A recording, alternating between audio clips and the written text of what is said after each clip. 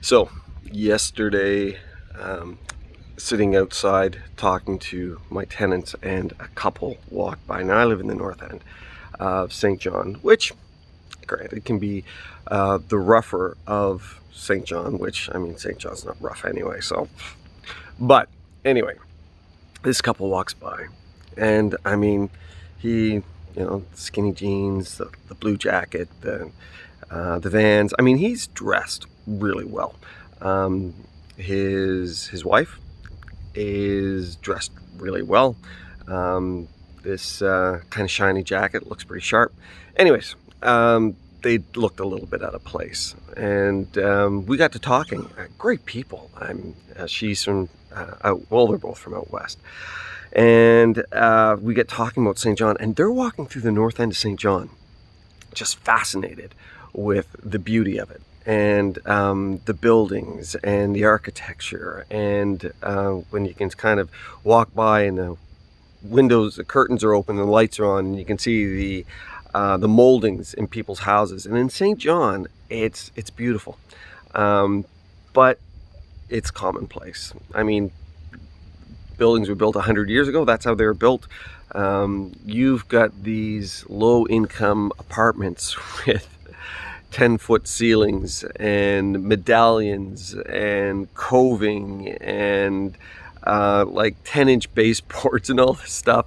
And people are just, it's common. They're used to it. Stuff that you couldn't afford to get now. It would just be astronomical in price. Just falling apart. My son was out here, and we walked into the superstore on the north end, and he's taking pictures. I'm like, what are you taking pictures of? He goes, this is gorgeous. Like, dude, it's the parking lot of a superstore. He goes, yeah, but look, they cut it out of a rock. And I said, dude, they cut half of St. John out of a rock. The other half they built on a swamp. I mean, that's St. John.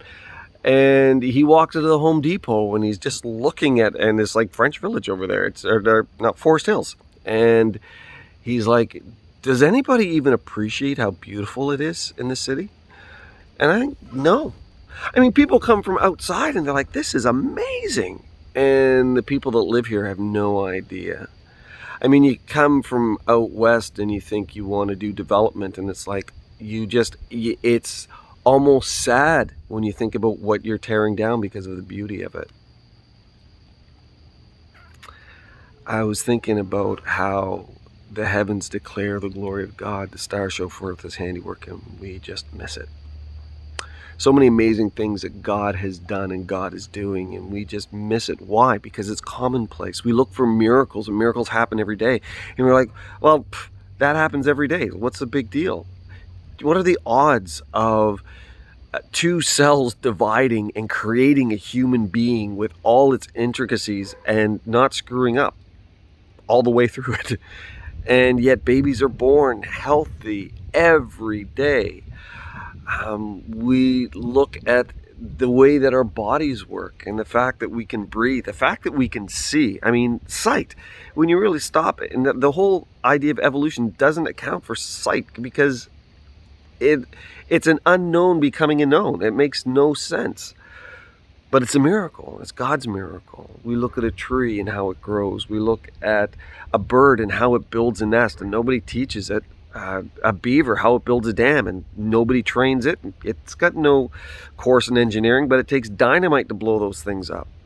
Why? Because God does miracles every day.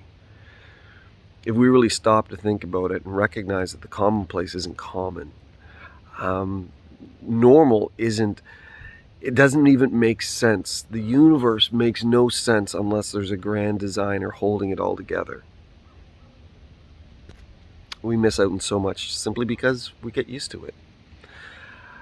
Maybe it's time to step back and appreciate the things that God has done, because he's done so many, and he continues to. Hope that's an encouragement to you. God bless you. Bye for now.